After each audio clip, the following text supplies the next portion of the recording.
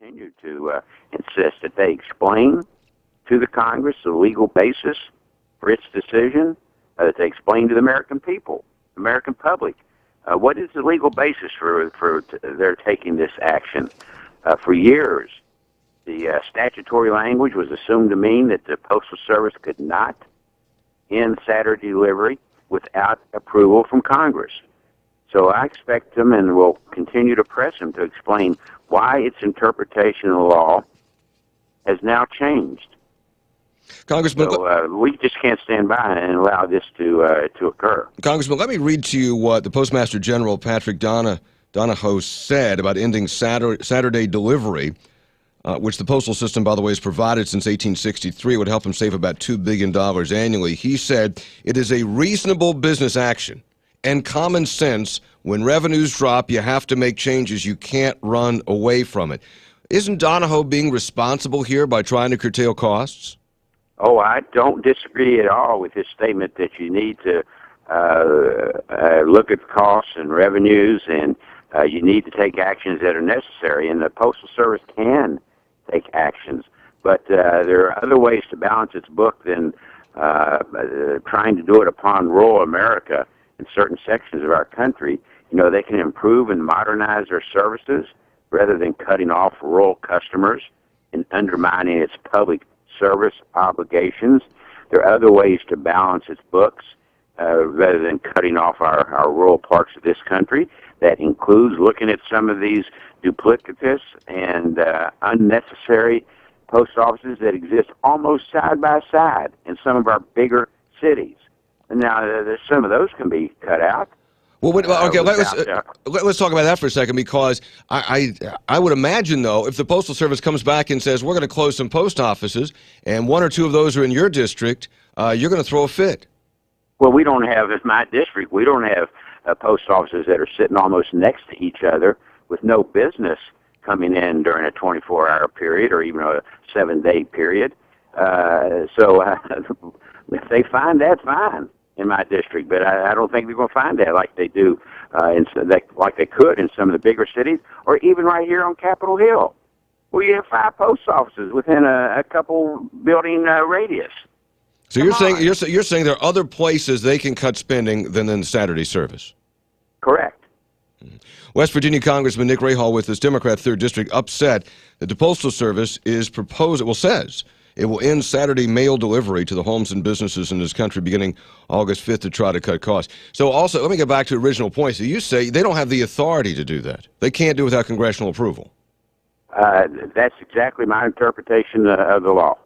All right. Since 1984, Congress annually has placed language in appropriation bills after appropriation bills requiring, quote, that 6-day delivery and rural delivery of mail shall continue at not less than the 1983 level, end quote.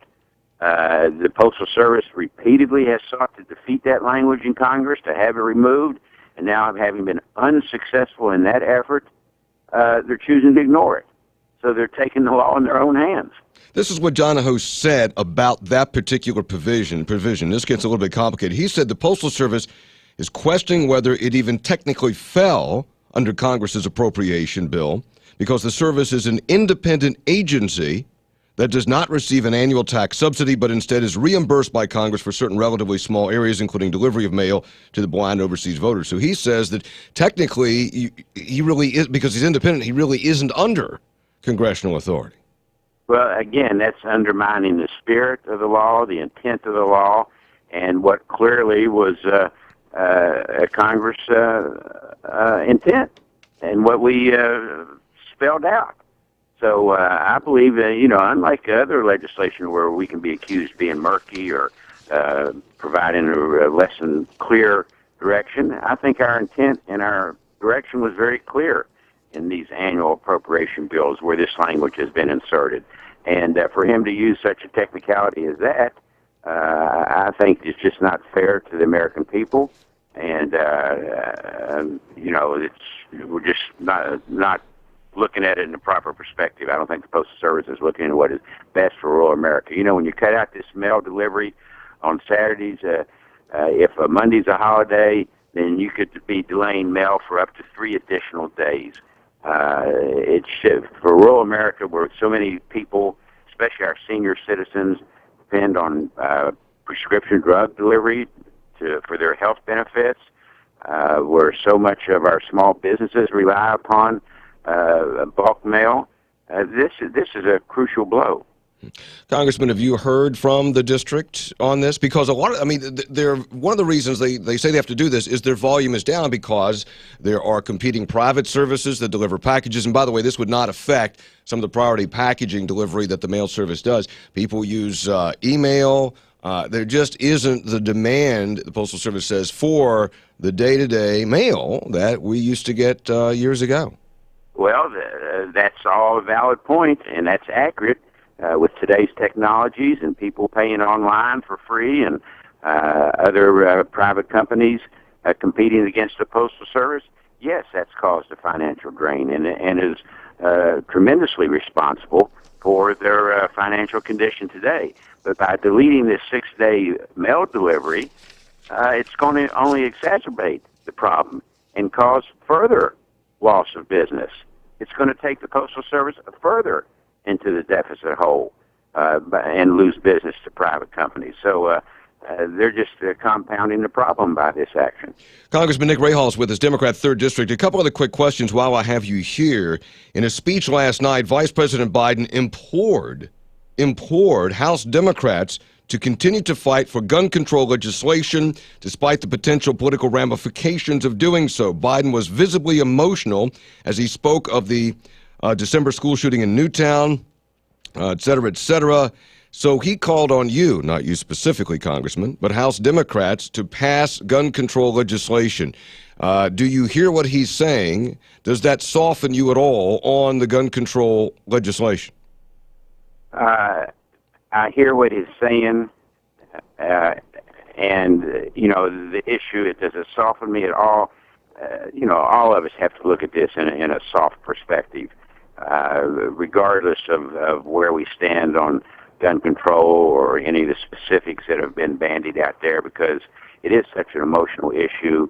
As I've said before, we should not be finger pointing at any particular group or any particular perspective on this issue, but rather coming together and working it out and including a variety. You've heard me talk about it before, issues such as mental health laws, background checks, violence in our culture and in our schools, et cetera, and prayer in our schools, and involving the parents in the homes more. It takes all of this, all of the above, to address this issue. I was not in attendance at the Vice President's speech, but I have read the media reports. I am at our retreat now and expect to hear the President here within the next hour address us on the same issue. It's just something that we have to, I think, tone down the emotionalism. Although that will be hard to do. I mean, when 20 of our young children are taken from us, it shakes us all. It softens us all. So the issue is, has an effect upon us, regardless of our party, regardless of our views on gun control. But I take it, you are not inclined to change your view, at least according to the last time we talked, which was to not support additional regulations on the kinds of guns people can have, like the Feinstein bill. That's correct. I am not inclined to support that, and I have some major disagreements from what I've seen thus far. Again, no concrete bill is before us, but from what I've seen from the administration, both on the gun control and immigration, as I have in the past, consistently had my disagreements with my party and my president on this issue. And I even disagreed with the then President Bill Clinton, you may recall, Hoppy, back in 1994, when his crime control bill was going through the Congress.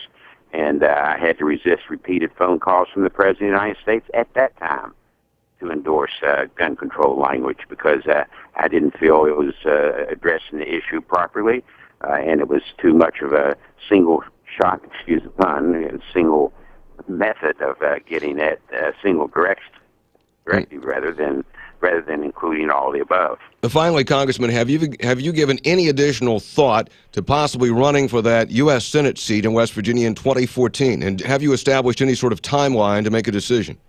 Well, I expect by midsummer I will have made that decision, Hoppy, and I have been exploring it with many interested people in our state, and I'll continue to explore it.